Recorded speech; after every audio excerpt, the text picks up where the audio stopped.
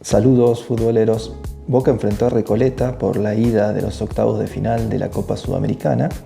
en un partido en el que mantuvo la tendencia de los partidos anteriores o de lo que venía haciendo en los últimos partidos, tanto en defectos como en virtudes, porque volvió a mostrar la fragilidad defensiva que les veníamos observando, pero generó muchísimas situaciones de peligro, las suficientes para dar vuelta al partido que había empezado adverso. Arrobarrena eligió los mismos 11 que venía eligiendo en los últimos dos encuentros y repitió también el esquema del partido frente a Vélez, es decir, con Aranda suelto detrás de los delanteros, aunque en este caso Flores eligió empezar por la banda izquierda y no por la derecha como había sido en el último partido. En el primer tiempo, sobre todo en los primeros minutos, hubo muchas imprecisiones de Boca en defensa, en los centrales y en el propio Paredes, que también, sumados a la buena presión del equipo paraguayo, generaron ocasiones de gol y algunas pérdidas peligrosas. A los 5 minutos de juego, más o menos, el delantero de Recoleta, el 9 de Recoleta, le ganó con mucha facilidad a los dos centrales de Boca, y en la continuidad de esa jugada, cuando uno de sus compañeros remató, Lozano trató de tapar el tiro, la pelota se desvió en él y se metió en el primer palo de Montero, que quizás podría haber reaccionado un poco mejor, si bien en este caso no es responsable directo del gol. Como decía al principio, Boca volvió a demostrar esta fragilidad defensiva y una vez más se encontraba perdiendo el partido por errores propios. Después del primer gol, quizás en los primeros minutos Boca sintió un poco el golpe, como había sido también en el último partido, pero reaccionó más rápido esta vez y empezó a generar situaciones casi desde los 10 minutos de ese primer tiempo hasta el final del partido, una detrás de la otra. Como decía antes, remató casi 40 veces, por lo que fue un partido con muchas posibilidades. No hace falta entrar a detallar cada una o ponerme a enumerarlas, pero sí quiero decir que los más destacados fueron nuevamente Flores y Aranda, y que en este caso Merentiel, si bien volvió a fallar más de un gol y el que convirtió se lo anularon por offside, tuvo un mejor partido y fue mucho más partícipe en las jugadas o en la creación justamente de estas jugadas de ataque. En este periodo del primer tiempo noté en algunas situaciones o en algunas jugadas algo que viene pasando ya en los últimos partidos y que creo que lo escuché mencionar a Duca, si no estoy equivocado, respecto de Flores y Aranda justamente, que quizás a veces da la impresión de que sobran las jugadas o que cancherean por demás y todavía Boca no estaba ganando, o en este caso incluso estaba perdiendo y seguían desaprovechando oportunidades. En este partido finalmente el equipo pudo dar vuelta al resultado, pero no todos los rivales le van a permitir tantas justamente posibilidades, por lo que creo que es algo a corregir, este desaprovechamiento de oportunidades, porque no es algo que pasó solo en este partido, es algo que viene ya como digo, de los últimos partidos. Tanto Flores como Aranda, aunque más veces Flores, desaprovecharon varias ocasiones de gol en partidos en los que Boca no terminó ganando. Sobre el final del primer tiempo, Flores justamente quedó caído a un costado del área y por lo menos yo no vi en la jugada en tiempo real qué es lo que había pasado, pero cuando finalmente se cortó el juego y el árbitro fue a consultar cómo estaba, hizo señas de que había recibido un codazo y cuando el VAR revisó la jugada, efectivamente había un codazo de un defensor merecedor de tarjeta roja que dejó a su equipo con un jugador menos. Vale también aclarar que antes de esta expulsión Boca ya estaba generando muchas situaciones de peligro y ya era merecedor incluso de ir ganando y no solo de empatar.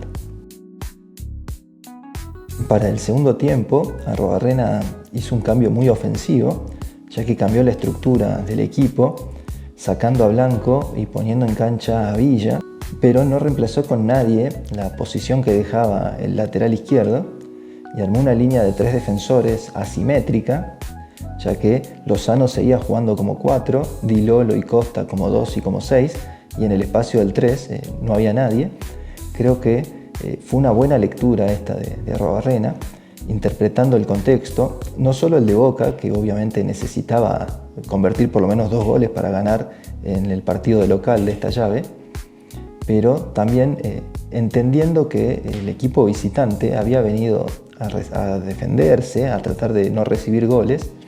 que ya se encontraba ganando desde el primer tiempo y que además tenía un jugador menos, por lo que era totalmente previsible que salga en el segundo tiempo a meterse atrás. Creo que con el cambio de estructura que planteó Arruabarrena, lo que hizo fue encerrarlo ahí atrás y no permitirle salir en todo el segundo tiempo. Delante de esta línea de 3 defensores que mencionaba, jugaban Paredes y Delgado como doble 5, y entre ellos y Merentiel, que seguía siendo la única referencia de ataque, había 4 jugadores ofensivos, con Flores ahora por derecha, Aranda y Ascasíbar por el medio, aunque Ascasíbar más tirado hacia la izquierda, y Villa bien abierto por la banda izquierda, que es en donde mejor juega. El cambio fue determinante en el partido y en el resultado, ya que en poco más de 5 minutos Villa ya había dado 2 asistencias y Boca había dado vuelta el partido. En el primer caso asistió Ascasíbar, que volvió a convertir, ahora sí por 4º partido consecutivo, y en el segundo para Delgado, en una jugada en la que el colombiano apareció por derecha y centró 2 veces hasta que encontró solo a su compañero, el más bajo de la cancha seguramente, pero pudo ganar de cabeza y convertir así su primer gol como profesional. Y poco más de 10 minutos después, en una jugada colectiva, como digo, en el segundo tiempo Boca dominaba totalmente la pelota, la tenía siempre el equipo local y se jugaba no solo en la mitad de cancha de Recoleta, sino alrededor de su área, ya que tenía sus 10 jugadores ahí y Boca también tenía casi todos sus jugadores de campo en esa zona. Pero Paredes pudo encontrar un pase vertical hacia Merentiel, que aguantó para Flores, que llegaba de frente, asistió y el juvenil remató con mucha fuerza, muy buena dirección también, y consiguió así convertir el tercer gol del partido y su segundo gol en primera. Más que bienvenido, porque como marcaba ya en el video anterior, la falta de eficacia empezaba a ser un defecto en Flores y necesita empezar a mejorar esos números también. Llegando a la mitad del segundo tiempo, Recoleta sufrió otra expulsión, nuevamente por una infracción sobre Flores, y ahí sí se terminó de resignar las posibilidades de contraatacar, si bien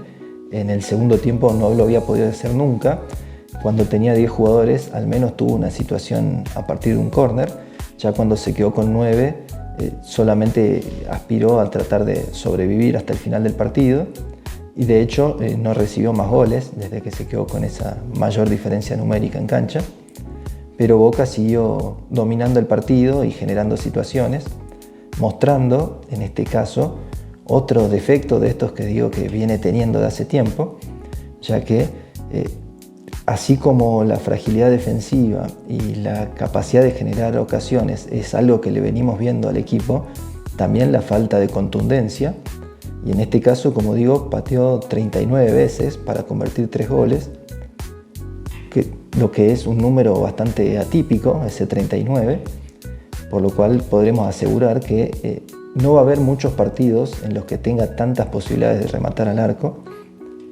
y convertir 1 de cada 13 disparos sigue siendo un número muy bajo. Y con el partido ya resuelto, Arruabarrena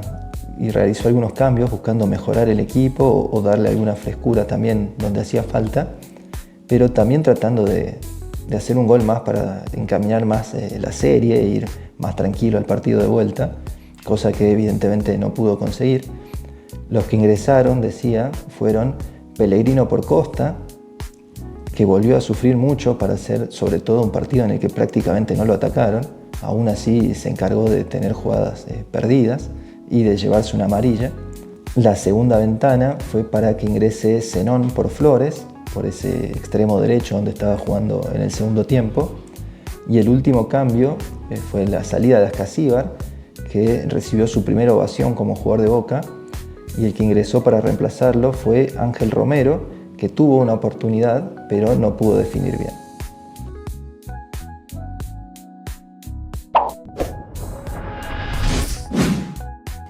Boca no necesitó 40 remates para demostrar que había hecho méritos, ya desde el primer tiempo había generado ocasiones de todas las formas posibles.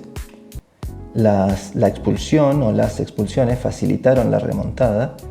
pero la clave fue el cambio de Arruabarrena en el entretiempo, el ingreso de Villa y la salida de Blanco, pero sobre todo el sistema que eligió para jugar ese partido y en qué sector de la cancha paró a sus jugadores. Esto fue lo que terminó de dar vuelta a ese partido, en el que, como decía al principio, se volvieron a ver las cosas que viene mostrando el equipo, tanto virtudes como defectos. La generación de jugadas de ataque, en este caso, fue más productiva que nunca, pero también la falta de eficacia quedó bastante evidenciada y, sobre todo en los primeros minutos, la fragilidad defensiva sigue siendo un defecto a corregir.